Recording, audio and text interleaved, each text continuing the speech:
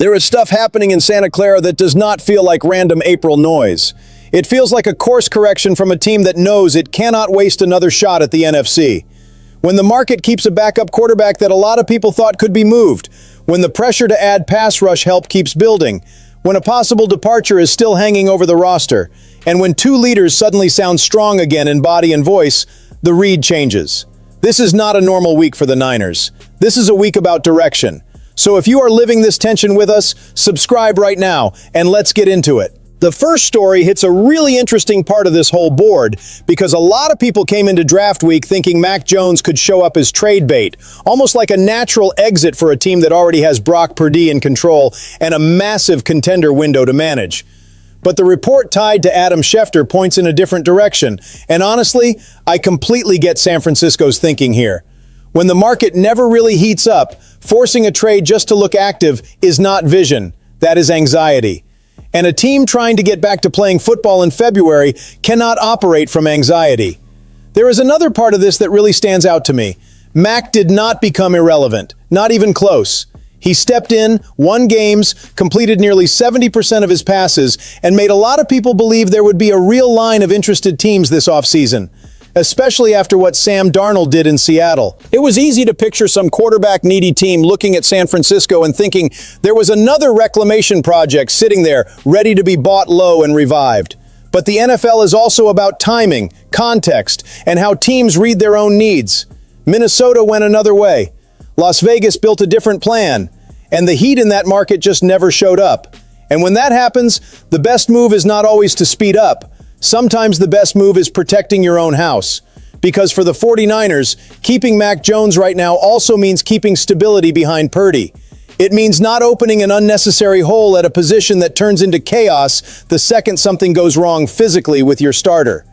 We have seen this league punish promising rosters for a lot less than that. So right now, keeping that insurance on the roster makes more sense than selling it cheap, just so people can say you made a move. Later on in training camp, if another team gets desperate, maybe this conversation changes.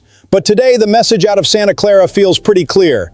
The Niners are not in a rush to give away important quarterback depth for nothing. The second story moves into totally different territory. This is not about holding on to a piece. This is about attacking a weakness that is still hanging over this defense and doing it with big team mentality.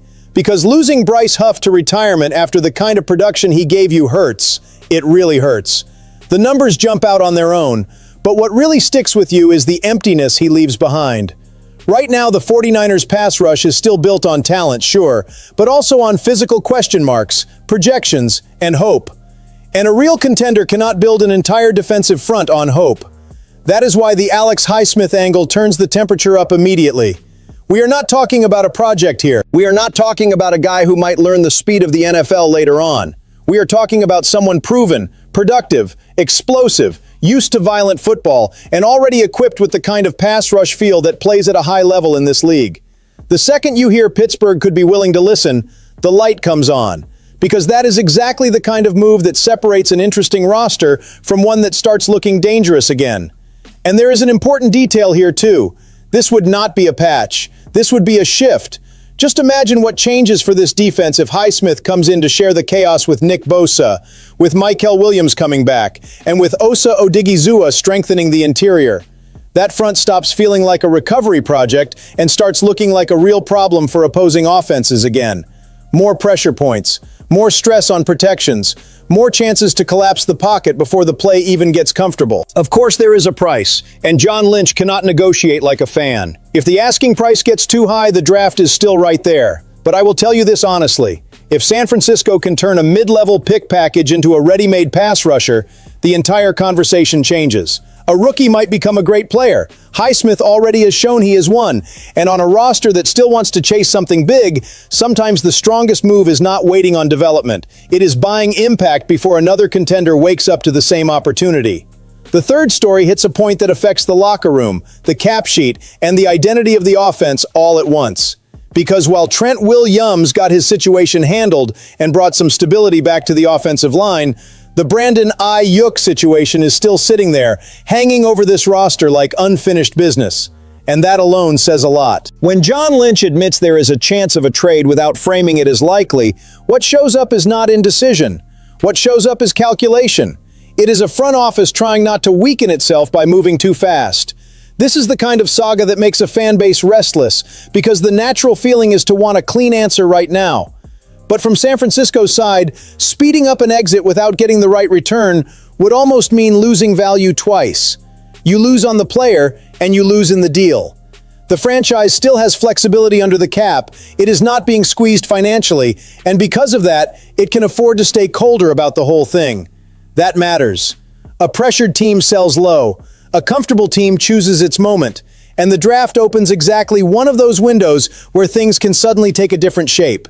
Trades appear, teams panic, priorities shift in the middle of the board, players who look stuck suddenly move right back into the conversation. When Lynch says he is going to watch this week and reevaluate after, he is basically telling you the game is still going. This does not feel like an emotional breakup. It feels like a team waiting to see if the right opportunity finally shows up. Now, on the field side of this, it is easy to understand why this hits so hard. Aiyuk is not some random name buried at the bottom of the rotation. He is a receiver who, when healthy and locked in, changes the way defenses line up against you. So when the coaching staff is already talking like his future here is hanging by a thread, the impact is not small. It affects the shape of the offense, the target distribution, what Brock Purdy might have around him, and even the type of weapon the Niners could look for in the draft. That is why I see this as a live tension point, not a dead chapter. And I want to hear where the fan base is on this. If the right offer shows up in the middle of this draft, do you close the book and move on? Or do you still see some path where Brandon Aiyuk ends up being part of this offense again? The fourth story does not come in sounding like a scandal. It does not have trade smoke around it. It does not carry that nervous draft week chaos. It hits in a different way. If you follow this team closely, it almost lands like a breath of relief. Brock Purdy and Fred Warner opened off-season work sounding confident about their recoveries, and that changes way more than the condition of two players. It changes the emotional foundation of the roster. It changes the leadership. It changes the feeling that the 49ers can finally start building toward 2026 without that cloud of improvisation hanging over everything. With Purdy, there is one part of what he said that really stands out to me. It was not just, "I feel better." It sounded like a quarterback who is comfortable in his body again, comfortable in his movement, comfortable in the style of play that makes this offense go. And that matters a lot, because when a quarterback is dealing with a foot issue, it does not just affect scrambling. It gets into your base, your timing, your mechanics, your ability to escape pressure, your trust in planting and firing at exactly the right moment. So hearing that he feels like he is in a really good place after rest and training is not some little April note. That is a signal that reaches the heart of the entire offense. On the other side, hearing Fred Warner say there are zero restrictions matters big too. Not just because he is an elite player, but because Warner is one of those guys who brings order to chaos. When he is whole, the defense feels different. Communication gets sharper, reaction gets faster, the identity of the unit gets stronger. And after a serious ankle injury, coming into this cycle already carrying that level of confidence gives real authority back to a defense that needs to find its edge again. The strongest part of this story is that we are not just talking about two big names reporting back to work. We are talking about two pillars showing up healthy at the exact moment this team needs to rebuild traction, confidence, and presence. On a roster with real ambition, that almost counts as an addition. And I want to hear from you, Niner faithful. With Purdy and Fred saying they are ready, does your confidence for this 2026 push jump way up? Or do you still feel like this group has to prove everything all over again from the very first snap? If you want my honest take, I still see a team that thinks like a real contender. And to me, that is the center of everything. The 49ers are not moving in panic, but they also cannot drift into being too comfortable. Keeping quarterback depth, seriously exploring pass rush help, handling the Aiyuk situation with patience, and getting physical confidence back from Purdy and Fred Warner all point to a roster that still has enough to make a real push in the NFC. I still believe that. Now it is about execution. If you are in this run with us, drop your comment below and subscribe to the channel.